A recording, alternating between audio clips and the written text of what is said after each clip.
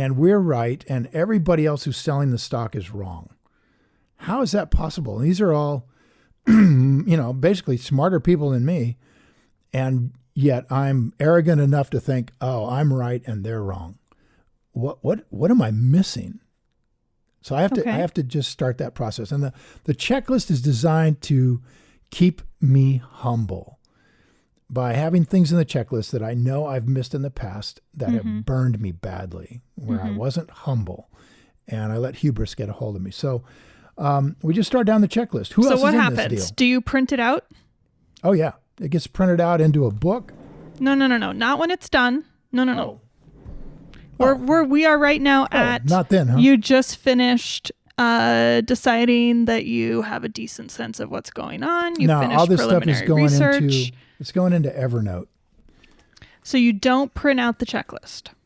So you keep it... Yeah, we do, but not now. I'm talking about right now in our timeline. How do I know you're talking about right now? You asked me if we don't print out the checklist. Yeah, we do print out the checklist when we're done with it. Here we are in our world in which you've just finished the preliminary research. We can't move forward in time. It's impossible.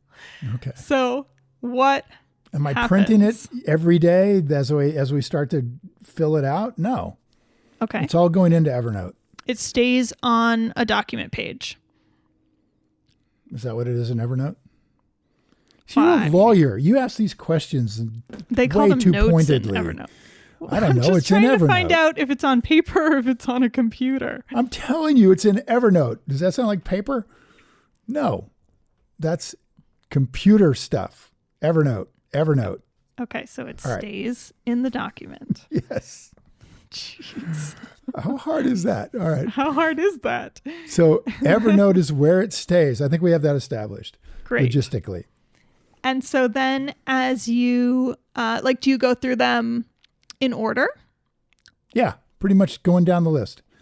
And each one of these things can become a document or not. It can become a separate document within Evernote.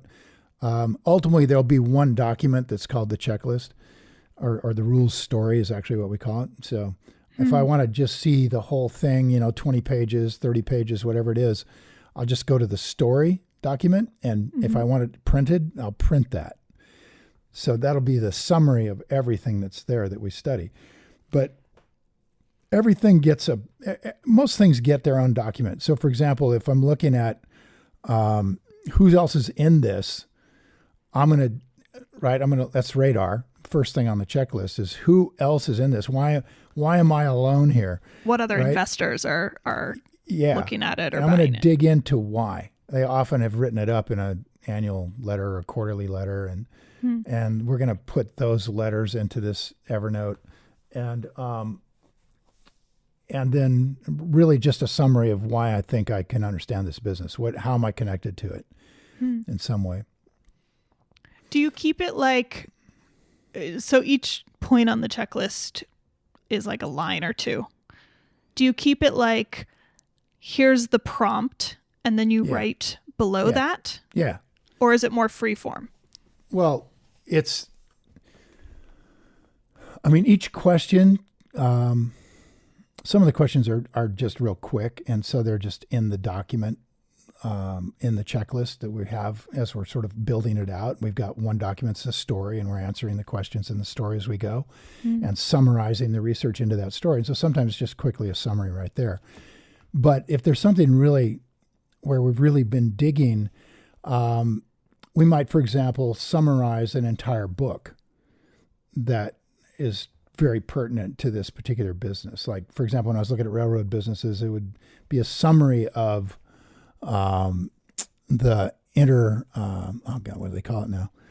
It's where they take the container systems that they use to bring goods from China over to the United States that then became an intermodal process where you put it from the ship onto a trailer.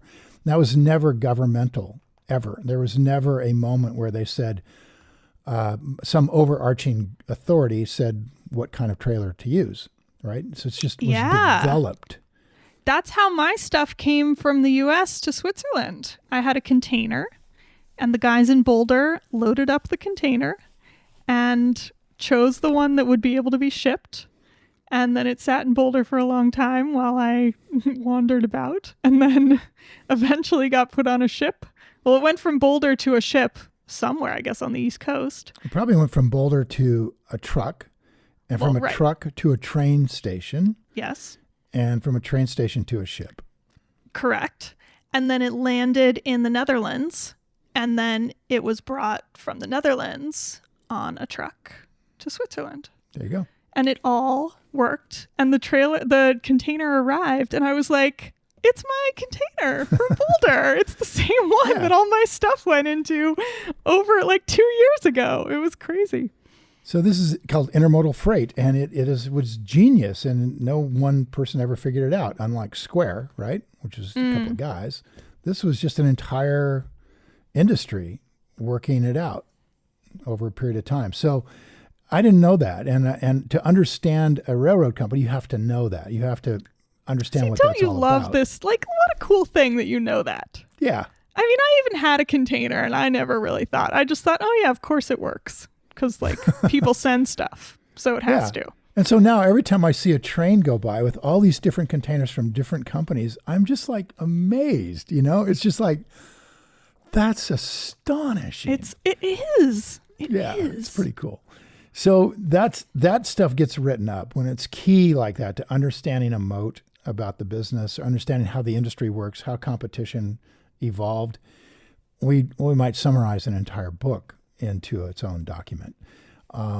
Interviews of key players in the industry. Interviews of we'll get analyst reports. When we think there's an aspect of the industry we just simply got to make sure we understand it right. We think we do. We'll go to whoever's the expert in the industry and pay them for their analytical reports, which they make and they sell.